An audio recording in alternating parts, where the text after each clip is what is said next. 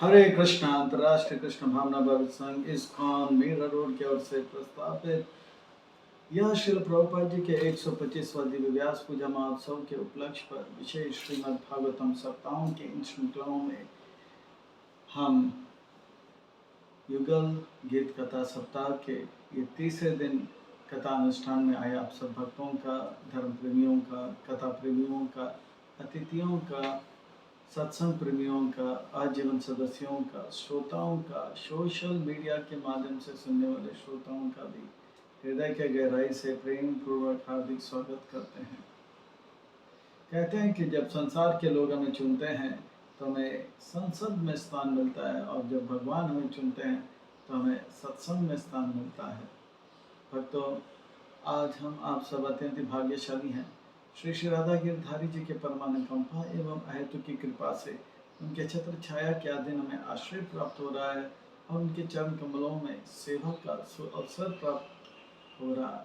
और उन सेवाओं में भी मानव देह में प्राप्त होने वाली जो सर्वोच्च उत्कृष्ट सेवा है वह सत्संग का, श्रवण का, कीर्तन का, यह भागवत विधि का हमें लाभ प्राप्त हो रहा है। इसलिए हम उन भगवान श्री श्री राधा गिरिधारी जी, ललिता विशाखा, जगन्नाथ बलदेव सुभद्रा जी, श्री गौरनीताएं, उनके परिकर सहित के पाद पद्मों पर नतमस्तक होकर कोटि कोटि वंदन प्रणाम अर्पण करते हुए हम संस्था के संस्थापक आचार्य कृष्ण कृपा श्री मूर्ति अभय चरणारविंद भक्त वेदांत स्वामी श्री प्रभुपाद जी, इनके चरणारविंद में कोटि कोटि वंदन प्रणाम अर्पण करते हुए यहाँ उपस्थित आप सब वैष्णव एवं वैष्णवी भगवत चरण अनुरागी महान भक्त वृंदों के चरणों में प्रणाम अर्पण करते हुए आज के इस कथा के अग्रसर होते हैं। आज के इस कथा को आरंभ करते हैं। आज के इस कथा को प्रारंभ करते हैं। यह श्रीमद् भागवतम ये वैष्णव भक्तों का परम धन है। यह श्रीमद् भागवतम वैष्णव भक्तों का प्राण है। यह श्रीमद् भागवतम ये वैष्णव भक्तों का परम संगी है। यह श्रीमद् भागवतम के एक एक अक्षर में श्रीमती राधा रानी का वास है। यह श्रीमद् भागवतम के एक एक अक्षर में कृष्ण प्रेम लबालब भरा हुआ है। यह श्रीमद् भागवतम भगवान का वांग्मय स्वरूप है। यह श्रीमद् भागवतम साक्षात भगवान है। श्रीमद् भागवतम एक परमहंस संहिता है। परमहंस चक्र चूड़ामणि श्री सुखदेव गोस्वामी महाराज श्री उन भगवान कृष्णचंद्र के दिव्य नाम, रूप, गुण, लीलाओं को श्रवण करते करते करते करते स्मरण करते करते करते गंगा के तट पर आमरण अनशन व्रत परायण परीक्षित महाराज जी को उन भगवान की दिव्य कथाएं सुना रहे हैं। और उनमें भी यह गोपियों का जो युगल गीत है, जो कि रास लीला के बाद रोज वह विरह का अनुभव करते हैं और कृष्ण की संगति में जो है मिलन का अनुभव करते हैं।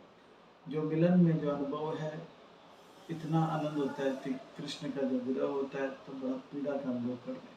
तो ये युगल गीत बड़ा बहुत ही अद्भुत विलक्षणमय गोपियों का भाव प्रकट करा रहा है कि किस प्रकार से दिन के समय विरह में उनका क्या भाव है, उसका सुंदर वर्णन हम सुनते हैं।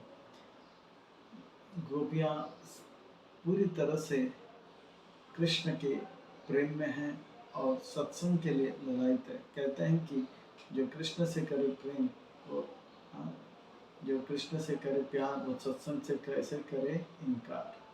जो प्रभुपाद जी से करे प्यार वो सत्संग से कैसे करे इनकार। पूरे दिन जो है गोपियाँ जो है पूरी तरह से जो है सत्संग में कृष्ण के चिंता में डूबे रहते हैं और हमें शिक्षा दे रहे हैं कि किस प्रकार से डूबे रहना चाहिए। क्योंकि चिंता और चिंतन ये दो चीज़ है।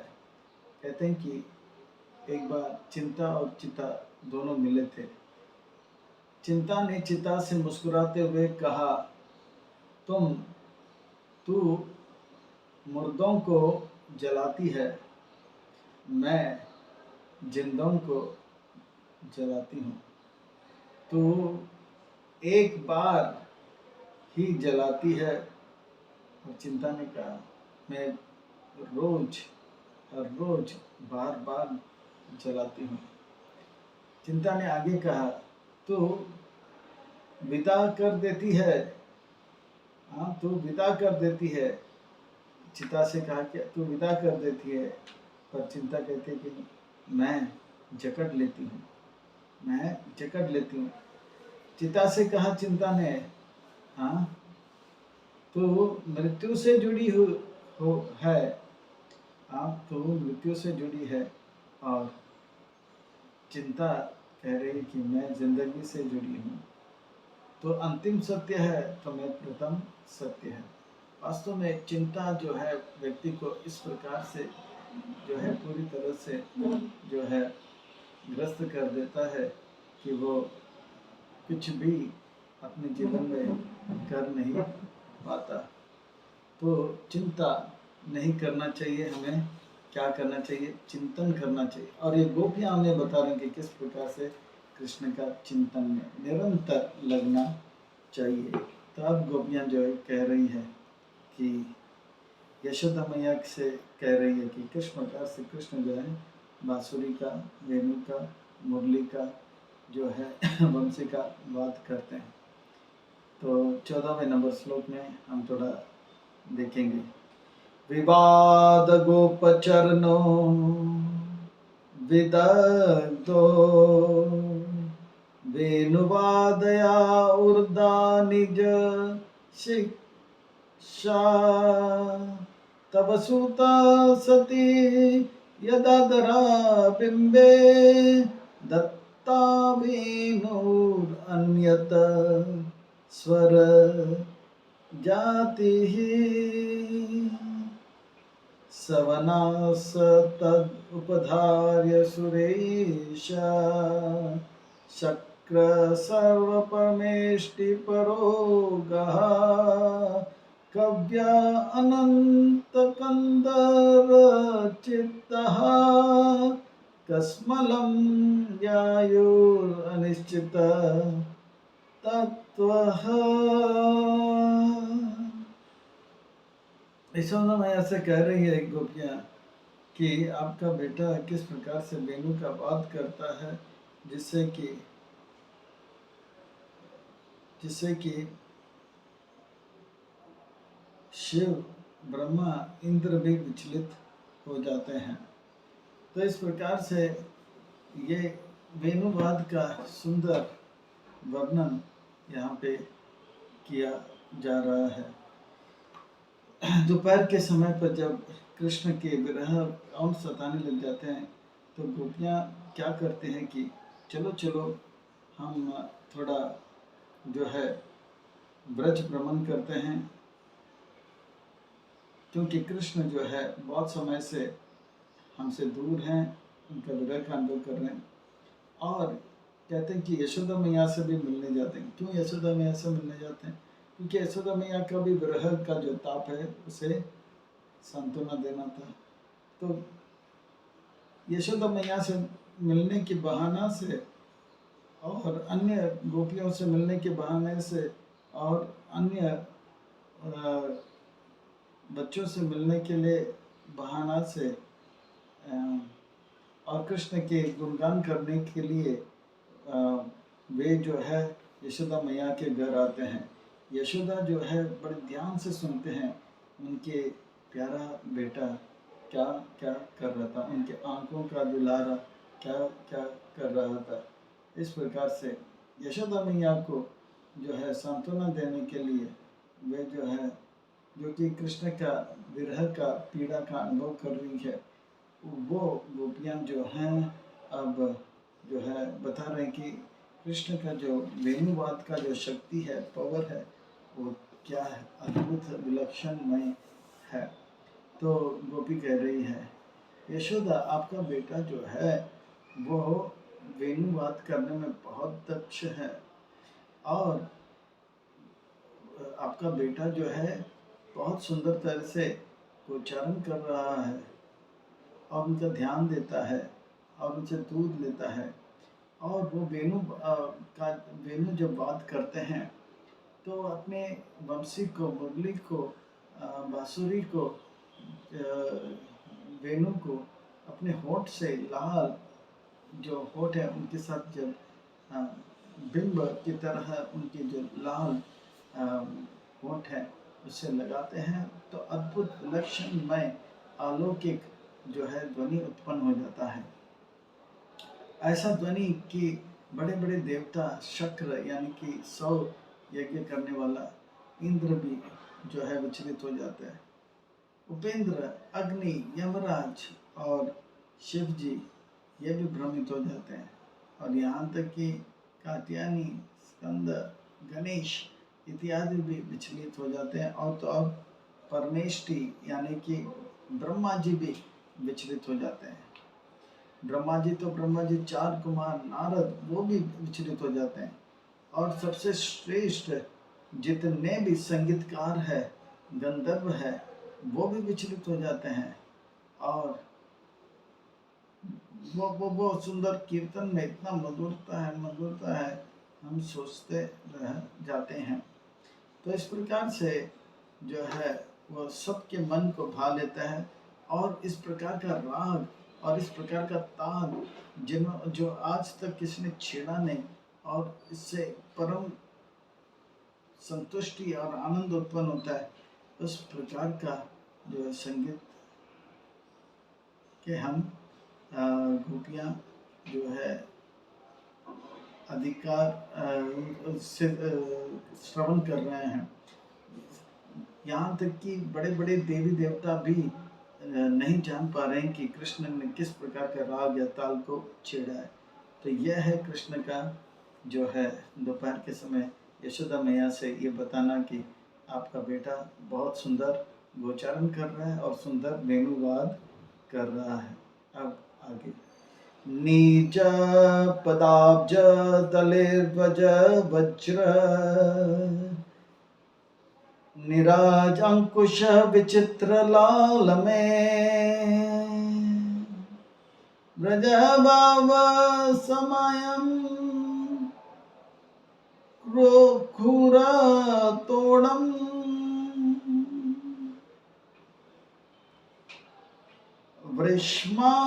वृष्माधर्या गतिर्निदिता वेणु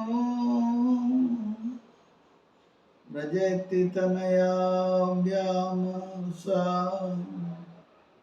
विलासा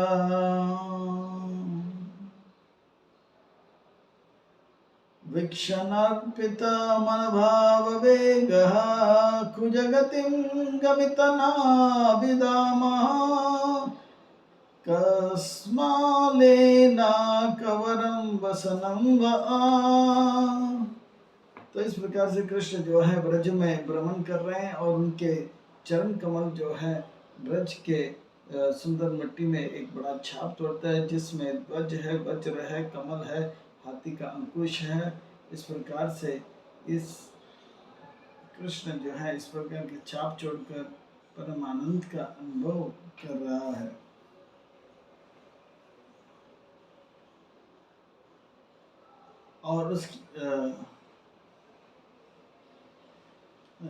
और इसी तरह जो है वो खेलते ही खेलते सारे गोपों का जितना भी शारीरिक कष्ट है वेणुवाद से दूर कर देता है। और ये गोपियाँ जो है वेणुवाद करके गायों को आनंद देते हैं, पर वो कहते हैं कि वो हमें तुष्ट नहीं कर पा रहे हैं। तो इस प्रकार से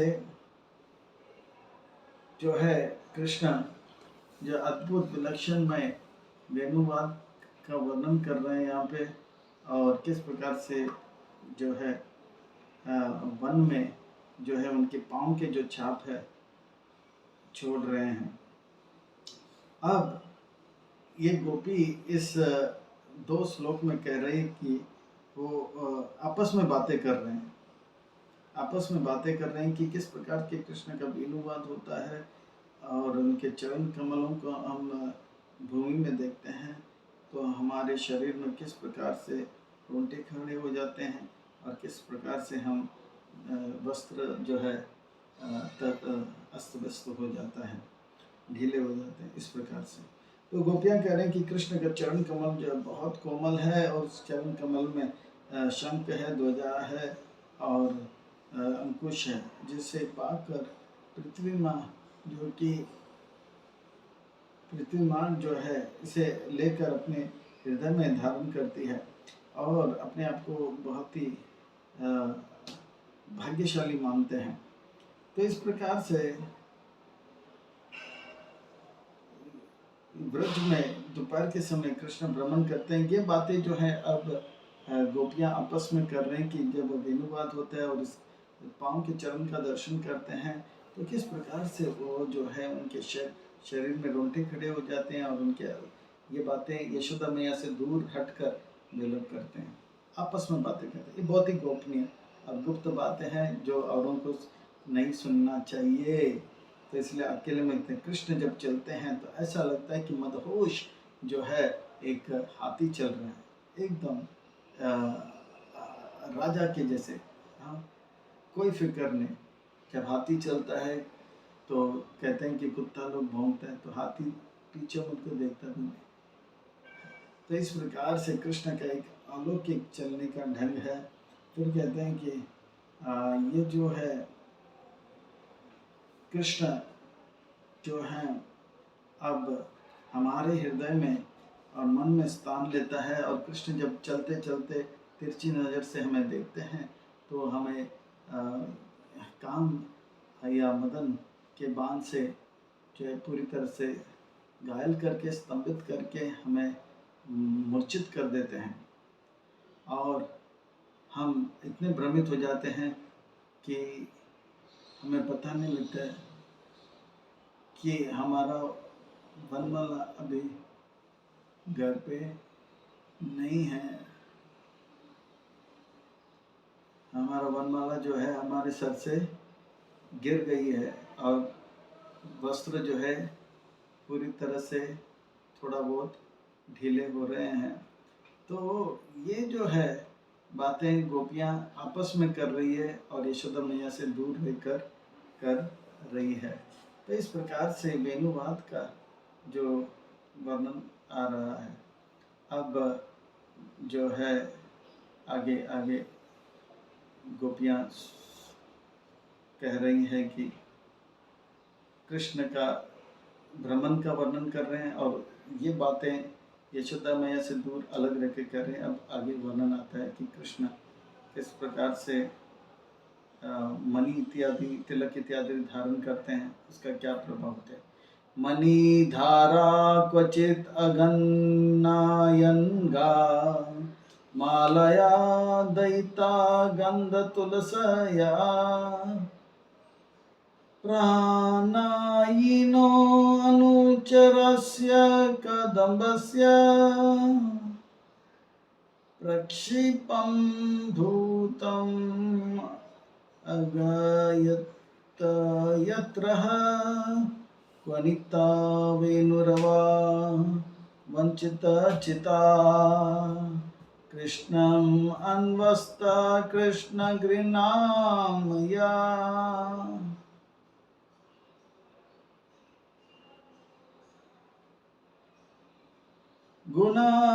गुणार्णम् अनुगत्य हरिण्यो गोप्या व्यामुक्ता गृहसः। तो इस प्रकार से श्लोक नंबर 18 में बताया जा रहा है कि गोपियाँ जो है अब उन हिरणों के बारे में बताने में वो पूरी तरह से भ्रमित हो गए। क्यों? कि कृष्ण का जो वेणुवाद है उसे भाग गया है और वो भ्रमित होकर यहाँ वहाँ भ्रमण कर रहे हैं। तो कृष्ण जब वेणु का वाद करते हैं तो किस लिए करते हैं? तो कहते हैं कि उनके गायों को बुलाने के लिए भी वाद करते हैं। जब जाना होता है फिर वन में साथ में जाके फिर वापस बुलाना होता है। तो कृष्ण के पास गायों का जो झुंड है, विश्वनाथ चक्रवर्ती ठाकुर कहते हैं कि 4 रंग के हैं, सफ़ेद, लाल, काला और पीला। हम सफ़ेद देखते हैं, लाल देखते हैं, काला देखते हैं, पीला शायद नहीं देखा होगा। तो पीला वाला भी इनके पास 5000 वर्ष पहले हुआ करते थे। तो ये फिर इसके अलावा ये कोर्स में ये भी बताया जाता है कि किस प्रकार से जो एक एक गाय जो है, हम सफ़ेद, लाल, काला और पीला, उसके अंदर 25 और जो है छोटे छोटे 25 प्रकार के, सफ़ेद में 25 प्रकार के, लाल में 25 प्रकार के गाय, और काला में 25 प्रकार के और पीला में 25 प्रकार के गायें हैं। और इसी तरह से इन गायों को सुंदर चंदन के लेप से तिलक भी लगाया जाता है। और कुछ गायों का जो मुख है वो मृदंग के प्रकार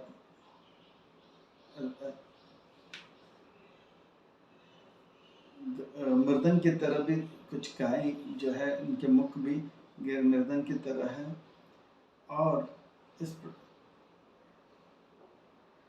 और इससे 8 प्रकार का और जो है खंड हो जाता है, झुंड बन जाता है, और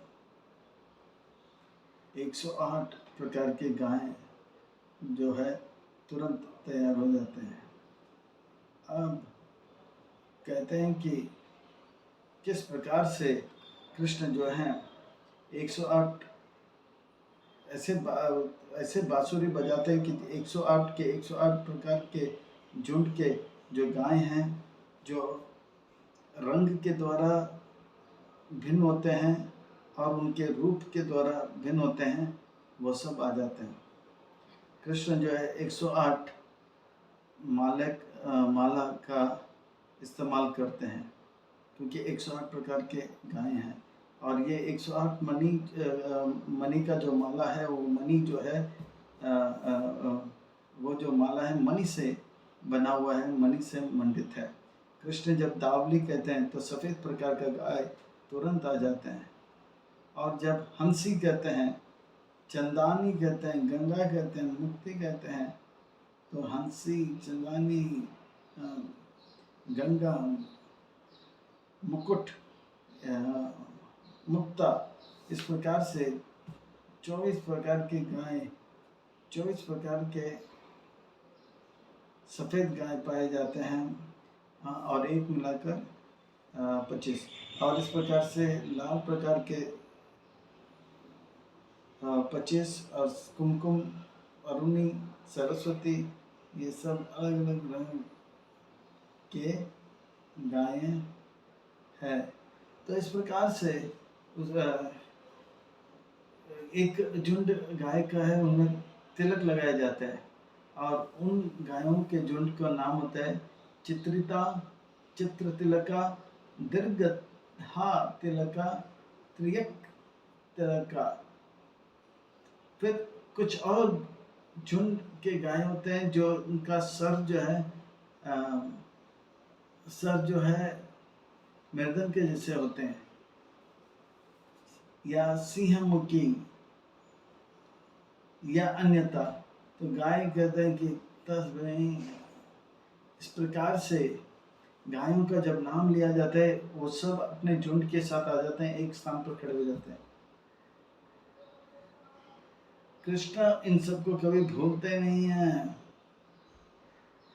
और इस प्रकार से जो है कृष्ण के पास सारे गाय आ जाते हैं बांसुरी बजाने से, और वहाँ पे कृष्ण जो है तुलसी का माला डालकर बड़ा आनंद का अनुभव करता रहता है। और कृष्ण के कंधे में कृष्ण के मित्रगण आके आश्रय लेते हैं, और कृष्ण जो है अपने दाहिने हाथ से वेणु बजाने लग जाते हैं। तो यह जो है सुंदर रमणीय स्थान या वृंदावन में पाया जाता है। और हम सबको भगवान एक दृष्टि से नाथ इस प्रकार से जो है कृष्ण जो है बहुत सुंदर तरह से सबको आकर्षित करते हैं। और ये सब जो है, और कृष्ण जो है इस वक्त उनके गोप सखा लोग जो हैं फूल और तुलसी का माला भी पहना देते हैं। कृष्ण बांसुरी बजाते बजाते बजाते गायों को तो बुलाते हैं, पर कहते हैं कि काले रंग के जो हिरण हैं वो भी उनसे आकर्षित होकर उनके समक्ष आ जाते हैं, और ये हिरण हिरनी के साथ आ जाते हैं, और इस प्रकार से वे जो है पूरी तरह से मंत्रमुग्ध होकर वहीं पे खड़े रह जाते हैं।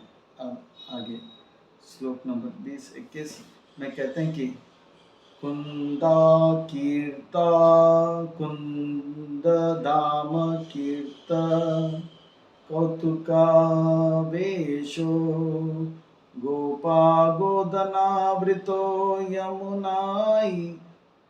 यमुनायं नंदसुनो अनगे तव वत्सो नर्मदा प्रणायिनां बीजार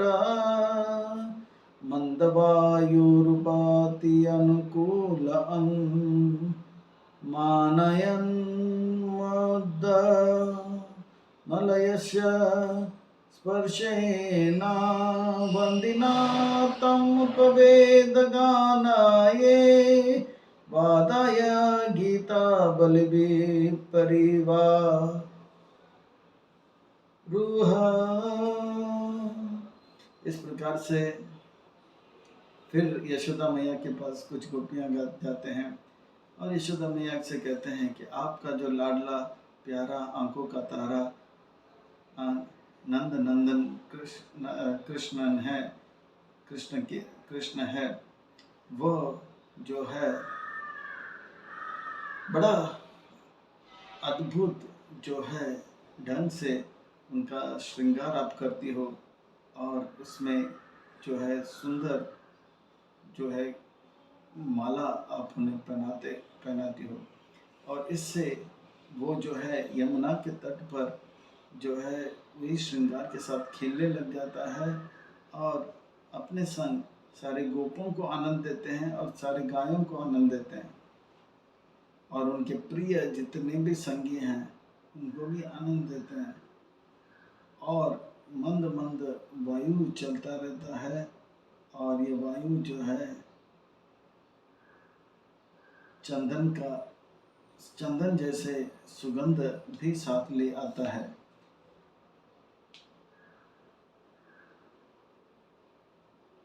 और कहते हैं कि अलग अलग प्रकार के जो देवता हैं वो भी आ जाते हैं, और अलग अलग प्रकार का संगीत का वाद्य जो है कृष्ण के आनंद के लिए जो है बजाने लग जाते हैं। इस प्रकार से गोपियाँ जो है यशोदा मैया के घर पर कभी कभी पर आते हैं, क्योंकि गोपियों यशोदा मैया को कभी कभी डर होता है कि कृष्ण के आने में देरी हो रही है, तो गोपियाँ कह रहे हैं कि चिंता मत करो यशोदा मैया से, क्योंकि कृष्ण जो है कृष्ण भले थोड़ा देरी कर सकता है पर उनको कोई हानि नहीं होगा, क्योंकि कृष्ण जो है आज देर से आ रहा है, इसलिए क्योंकि कृष्ण जो है आज नदी में बहुत स्नान किया और खेलता रहा नदी में, और स्विमिंग कर रहा था, वहाँ पे तैर रहा था, तो थोड़ा सा थकान हुआ, तो इसलिए वो जो है नदी के तट पर थोड़ा आराम करके फिर श्रृंगार करके उत्सव मना रहे हैं अपने गोप मित्रों के साथ, अपनी गायों के साथ, और इस प्रकार से कृष्ण आने में थोड़ी देरी हो रही है। और इस प्रकार से कृष्ण जो है अपने सखाओं के साथ खेल रहा है, और गोपियाँ कह रहे कि यशोदा मैया से आप चिंता मत करो, आपका बेटा आ जाएगा, हाँ, क्योंकि आप लोग के जीवन में कोई खतरा नहीं, क्योंकि आप लोग कभी पाप नहीं किए। खतरा किसके जीवन में आता है? जो पापी होते हैं, पर आपके जीवन में कोई पाप नहीं है, क्यों? इसीलिए आपका बेटा वापस आ जाएगा। तो इस प्रकार से हे देवी, आपके चरित्र में कोई खोट नहीं है, आप जो है यश जो आप जो यश से युक्त हो और ऐसा यश जिसमें कोई खोट नहीं है, इसलिए आपका नाम है यशोदा मैया। तो कृष्ण की थोड़ी देरी होने से आप लोग कृपा करके चिंता मत करो। हाँ, यशोदा मैया नंद महाराज का पुत्र जो है कि जितने भी पुण्यान व्यक्ति के चूड़ामणि हैं, ये कृष्ण जो है आपके आंखों का तारा है, आपके वत्स है, आपके प्यारा दुलारा है। हम देख सकते हैं कि बच्चे जो हैं खतरे में पड़ जाते हैं, और जब उस खतरे से केवल उनके वो बच्चे ही खतरे में चले जाते हैं जिनके माता पिता के कर्म फूटे होते हैं या गंदे होते हैं, क्योंकि आप सब जो है बहुत ही पुण्यवान हो, आपके बेटों को कुछ नहीं होगा। सुनिए सुनिए सुनिए, हम बता रहे हैं, कृष्ण जो है अपने गोप सखाओं के साथ खेलते खेलते जो है कभी कभी समय भूल जाता है, और जो है इसी प्रकार से मलई हिल के पर्वत में बैठ जाता है और बांसुरी बजाता है, और उपवेदा और अलग अलग प्रकार के ग्रंथ जो हैं उसे अध्ययन करने का प्रयास करता है।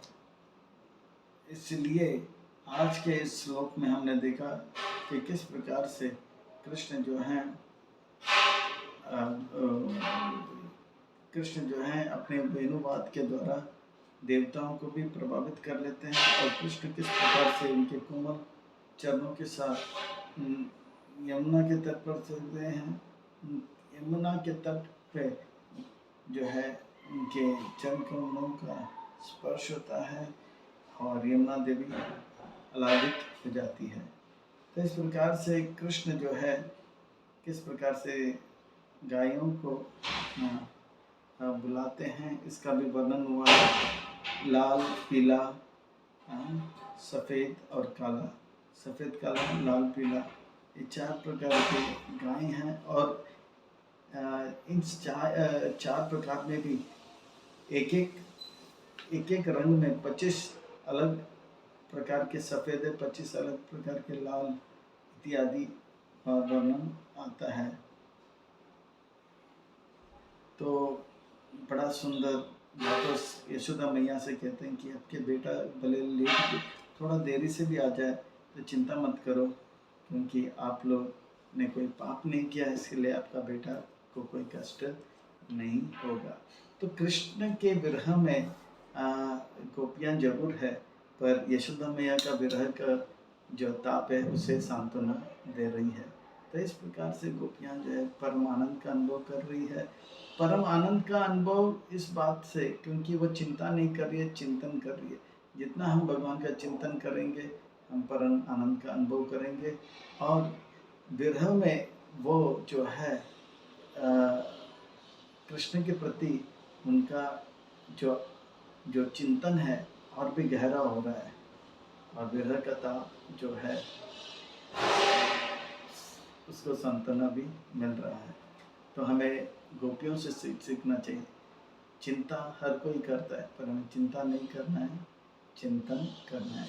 इन्हीं शब्दों के साथ वाणी को विराम। जय जय श्री राधे, जय जय श्री राधे, जय जय श्री राधे श्याम। सबको मिले श्री वृंदावन धाम। खूब खूब धन्यवाद एवं साधुवाद। हरे कृष्ण।